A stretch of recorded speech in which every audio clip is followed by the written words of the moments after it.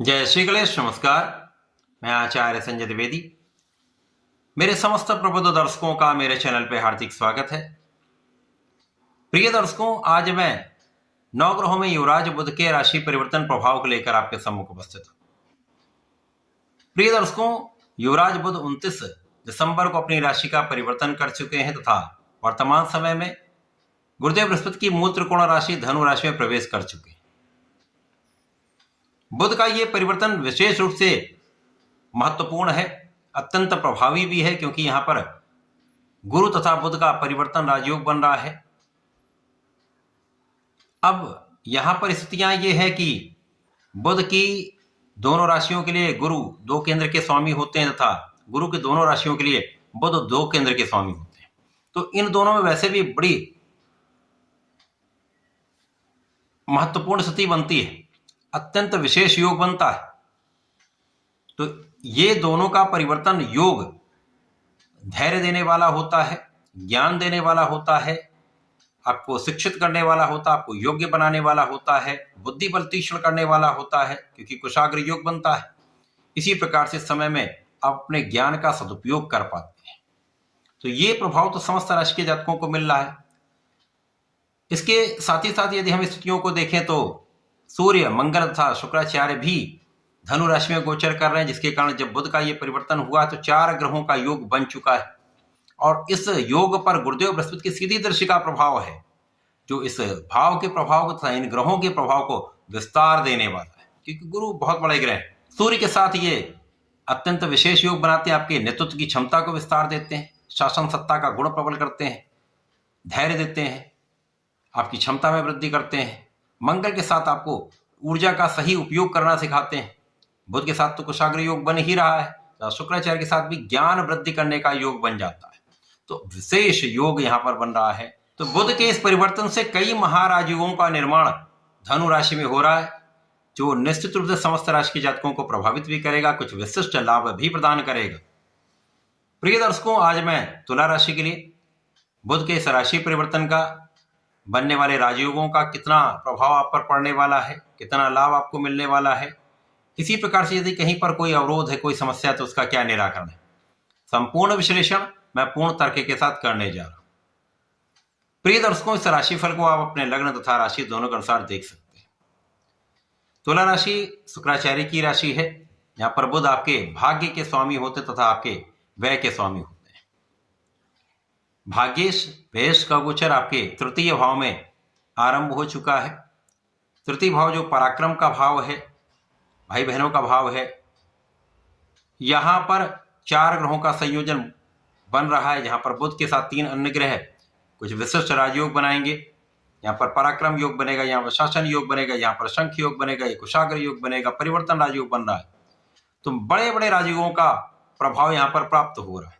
इसके साथ ही साथ पराक्रम के कारक मंगल भी यहां पर होंगे और गुरुदेव बृहस्पति जो भाग्य भाव में गोचर कर रहे हैं, उनकी दृष्टि का प्रभाव है। तुला राशि के लिए आपके परिश्रम को कई गुना बढ़ाने वाला समय है, आपके भाग्य में कई गुना वृद्धि करने का यह समय है। तो परिश्रम और भाग्य दोनों आपके साथ में है, और जब इन दोनों का समायोजन हो जाता है, जब दोनों का समावेश आपके अंदर हो जाता है, तो आप निश्चित रूप से सफलता की प्राप्ति करते हैं, किसी प्रकार का कोई संदेह नहीं। इसी प्रकार से इस समय में आपके अंदर शिक्षा भी होगी, ज्ञान भी होगा, बुद्धि बल भी होगा, वाणी का प्रभाव भी होगा, तथा धैर्य भी होगा। तो ये समय तुला राशि के लिए बहुत विशेष प्रभाव देने वाला है। ज्ञान के क्षेत्र में बहुत अच्छा आप करने वाले हैं, शिक्षा में सफलता की प्राप्ति करने वाले हैं, क्योंकि यहाँ पर आपका बुद्धि बल श्रेष्ठ है और ज्ञान का प्रभाव गुरु दे रहे हैं, जिसके कारण यहाँ पर आप सफल हो रहे हैं। यहां शिक्षा में सफलता, प्रतियोगिता परीक्षा में सफलता आपको मिलेगी। तो जो जातक नौकरी का प्रयास कर रहे हैं, सरकारी नौकरी के प्रयत्न में हैं, उनको सफलता अवश्य मिलेगी। इस समय में आपका कोई भी कार्य क्षेत्र हो, नौकरी हो, आपका अपना प्रोफेशन हो, व्यापार हो, वहां पर आप लाभ अवश्य लेंगे, क्योंकि यहां पर आपका परिश्रम बढ़ा हुआ है और आप इस समय में केंद्रित होंगे, आप फोकस्ड होकर कार्य कर रहे हैं तथा यहां पर आपकी प्लानिंग भी बहुत अच्छी रहने वाली है। आपकी योजनाएं सफल रहने वाली हैं, आपके बनाए हुए प्रोजेक्ट सफल रहेंगे तथा इसी प्रकार से यहाँ पर आपकी गणनाएं, आपका एनालिसिस बहुत अच्छा रहेगा, जिसके कारण आप समस्त क्षेत्रों में एक अच्छा लाभ लेने वाले। यदि आपको व्यापार की समझ है तो आप उस क्षेत्र में आगे बढ़ जाएंगे। नौकरी में यदि आप सोच विचार कर कार्य करेंगे, कार्य में निष्ठा रखेंगे और पूर्ण प्रयास करेंगे, भाग्य का साथ मिल जाएगा तो प्रमोशन भी होता है, धन का लाभ भी होता है। इसी प्रकार से कला क्षेत्र के वे जातक जो प्रयास कर रहे थे, अभी तक सक्सेस नहीं मिल पाई थी, यहां पर आपके लिए बड़े अवसरों का योग बन रहा है।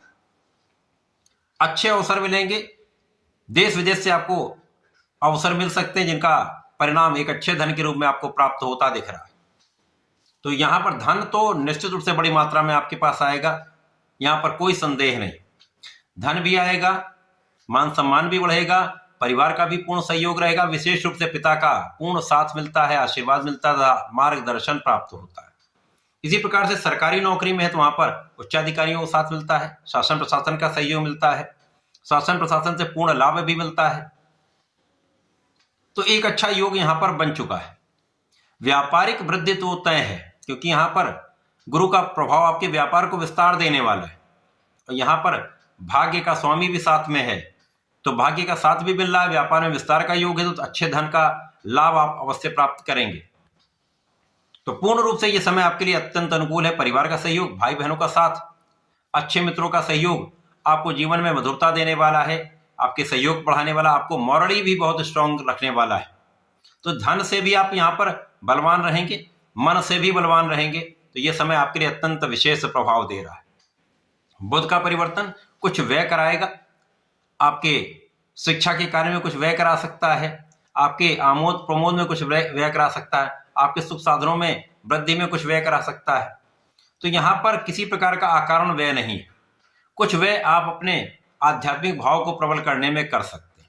यहां पर आपका आध्यात्मिक भाव भी बहुत अच्छा रहने वाला है, विशेष ज्ञान भी आपका अच्छा रहने वाला है। यदि आप रिसर्च के क्षेत्र में तो अच्छा लाभ आप प्राप्त कर सकते हैं। ऐसा इस समय में इस लाभ को नियंत्रित करने के लिए, बढ़ाने के लिए आपको नियमित रूप से भगवान गणपति की आराधना करनी चाहिए। गणेश अथर्वशीष का पाठ करें अथवा ओम गंगणपतये नमः का जप करें तथा भगवान भोलेनाथ पर जलार्चन करें। प्रत्येक शुक्रवार को दही से अभिषेक करें। इस समय का सदुपयोग करके लाभ आप बढ़ा पाएंगे। ऐसा करके इसका लाभ लें। धन्यवाद, नमस्कार।